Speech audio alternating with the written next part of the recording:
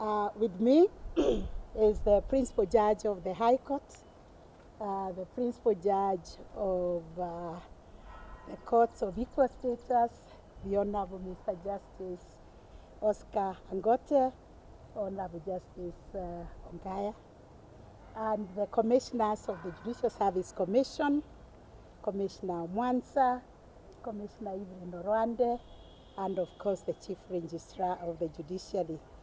We are here to issue a statement on the intimidation and withdrawal of the security detail of Honorable Mr. Justice Lawrence Mugambi.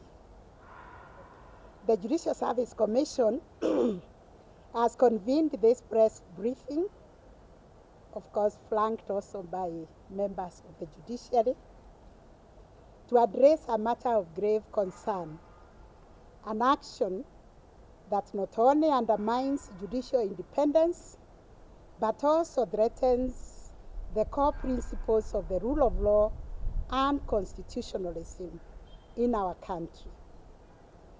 As it's now publicly known, Mr. Justice Lawrence Mugambi, a judge of the High Court, has been presiding over a case brought to court by the Law Society of Kenya and 3 others against the Inspector General of Police and 4 others, which is petition number E436 of 2024.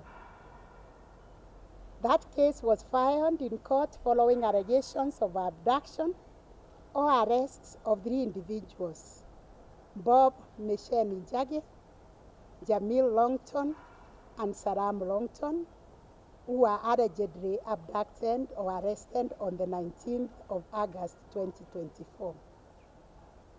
This led to filing of a petition number E436 of 2024 before the Constitutional and Human Rights Division of the High Court, seeking an order to compel the authorities to produce the missing individuals.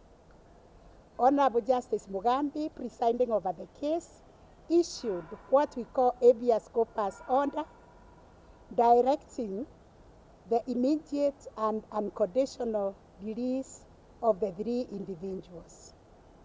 This order has to date not been complied with.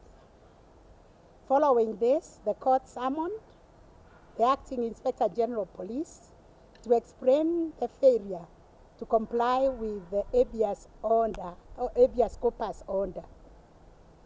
Despite an extension granted to accommodate the Acting Inspector General's availability in court, the summons was ignored. The continued defiance culminated in contempt of court proceedings, where the Acting Inspector General was subsequently found in contempt and sentenced on the 13th of September 2024. In the wake of this ruling, a disturbing action was taken by the National Police Service over the weekend. The security detail assigned to Honorable Justice Mugambi were disarmed and withdrawn. This deliberate and punitive measure represents a direct assault on judicial independence, an affront to the rule of law, and a violation of the principles enshrined in our Constitution. Article 160 of the Constitution unequivocally protects judicial independence, stating that the judiciary is subject only to the Constitution and the law and shall not be subject to the control or direction of any person or authority. Additionally, any benefits or conditions of service related to a judge's position, including their security, must not be varied to their disadvantage, particularly in retaliation for the lawful execution of their judicial duties. Security for judges is an accrued benefit that cannot be withdrawn whimsically. the act of withdrawing the security of a sitting judge following a judicial decision that displeased certain authorities is deeply concerning.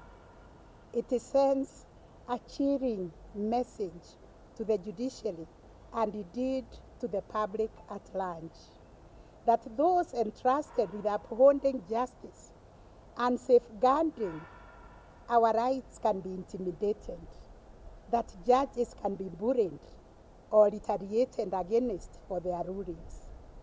Such actions erode public trust in the independence of the courts.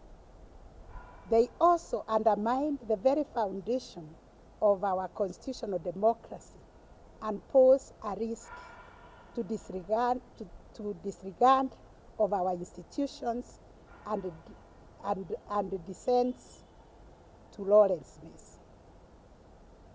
If dissatisfied with a judicial decision, the appropriate recourse is to appeal to a higher court. Indeed, we are aware that an appeal has already been filed and is waiting to be heard and determined. We caution, however, that retaliatory measures against a judge or judicial officers have no place in a democratic society. It is crucial to remember that judicial independence is not a privilege for judges. It is the cornerstone of justice for all citizens. Judges must be free to make decisions based solely on the law without fear of retribution or interference. Any encroachment on this independence puts our society at risk of descending into lawlessness, where the might supersedes the rights and justice is subverted by intimidation.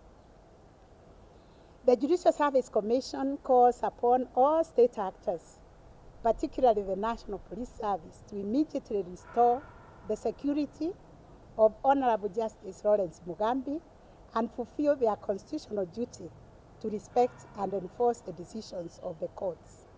We also urge the public and all stakeholders to remain vigilant in defending the sanctity of our Constitution and the rule of law, including defending the central role played by judicial independence in protecting our democracy. We take this opportunity to reassure Kenyans that the judiciary will continue to stand firm in protecting human rights, liberties, and the rule of law. Additionally, the Judicial Service Commission strongly condemns this act of intimidation and assures judges, judicial officers, and staff that the independence of the judiciary is guaranteed under the Constitution, and the Commission